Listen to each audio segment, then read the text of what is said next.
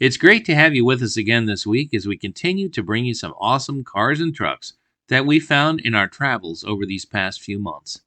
Today's feature is a very well constructed hot rod 53 Mercury Monterey convertible that gets driven often, and at least once a year.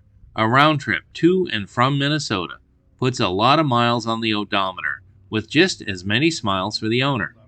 We'll let Barry Fluth fill you in on the details of this not often seen model of what is now an orphan make. These were the days when Mercurys were not simply badge-engineered Fords. Many design features you'll see on this car are unique and make this car a real standout at any show. We'll let Barry tell you the story of his magnificent Mercury. Now, let's go for a ride. Hi, I'm Barry, and I am a dual citizen of Minnesota and Arizona. Spent about 6 months each place, and my 53 Mercury was purchased in Minnesota. It was pretty much stock.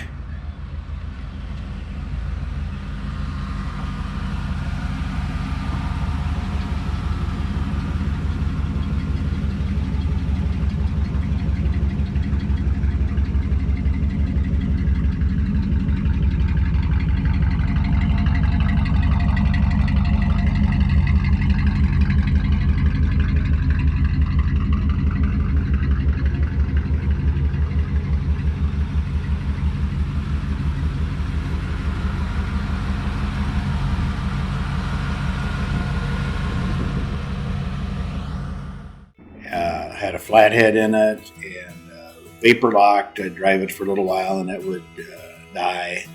And so decided a complete drivetrain makeover was good. So we bought a 351 Windsor Ford engine, rebuilt it, got a C4 out of a Mustang transmission and put that in and made it drivable.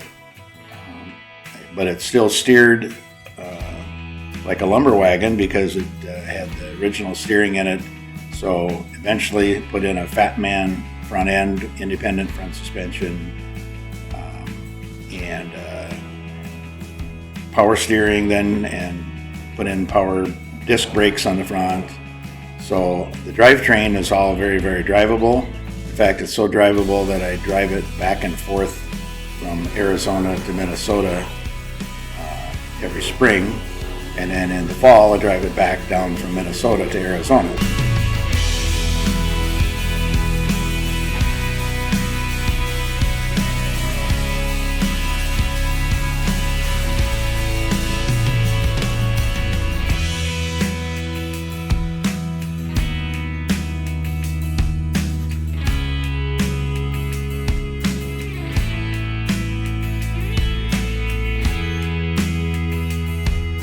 Get a lot of thumbs ups and attaboys while we're driving, and visit museums, car museums, or motorcycle museums. Stop and look at old cars along the road. So make a fun trip. Had the car repainted about 10 years ago, but if you look real closely, you'll see that it's got a lot of gravel chips just from being on the road that much. I put about 6,000 to 8,000 miles a year on it. Drive it probably 4 or 5 days a week, running errands. My wife loves the car, and she classifies days as either a convertible day or not a convertible day. So if it's a convertible day, usually she wants to take the car out for an hour or a couple hours, especially in Arizona. Drive out in the mountains. It's a beautiful way to see the scenery with an open top, and the car runs great. Something needs fixing, we just repair it and keep on driving. And I had the car upholstered and a new top put on here in Arizona at Auto Spa. Steve did a great job there.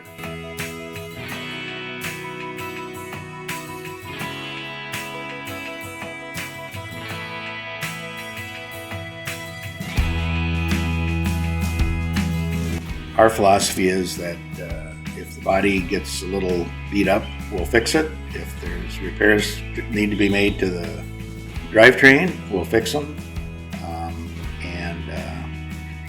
People ask me if I did all the work myself, and I tell them no. If it took brains or skill, I didn't do it. But that's not totally true, but the skilled things, we farm out to somebody else and do the rest of the work ourselves. Every year since the early 90s, we go back to the 50s car show down in the fairgrounds at St. Paul, Minnesota. Last year, this is the biggest car show in the nation as far as we know. Last year we had 12,000 cars. They're all pre-1965 cars. So that's an annual event. We go to one or two of the good guy shows here in Scottsdale every year.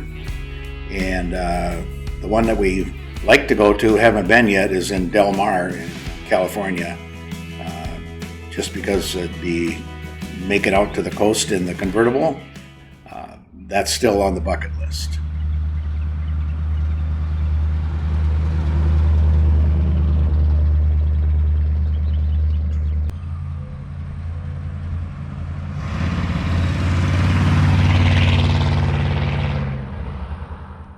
I'm glad we were able to bring you this feature before Barry returned to Minnesota for the summer.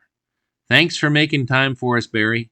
Please let us know in the comments about the Mercury models from the 50s and which ones are your favorite. We read all the comments and appreciate you watching today. Next week, we're finally bringing you an Oldsmobile. In 165 episodes, we've never featured an example of this now defunct GM Mark. Over the past 2 years, we found several Olds models, but for one reason or another, we're not able to get any of them scheduled. But as they say, all good things come to those who wait. When you see this rare and beautifully restored 1974 Cutlass 442 Indy Pace Car model, you'll be excited to hear its history and gaze at the stunning restoration that its current owner has done on this incredibly rare and underappreciated car from the mid-70s. See you then, and remember, please be careful out there.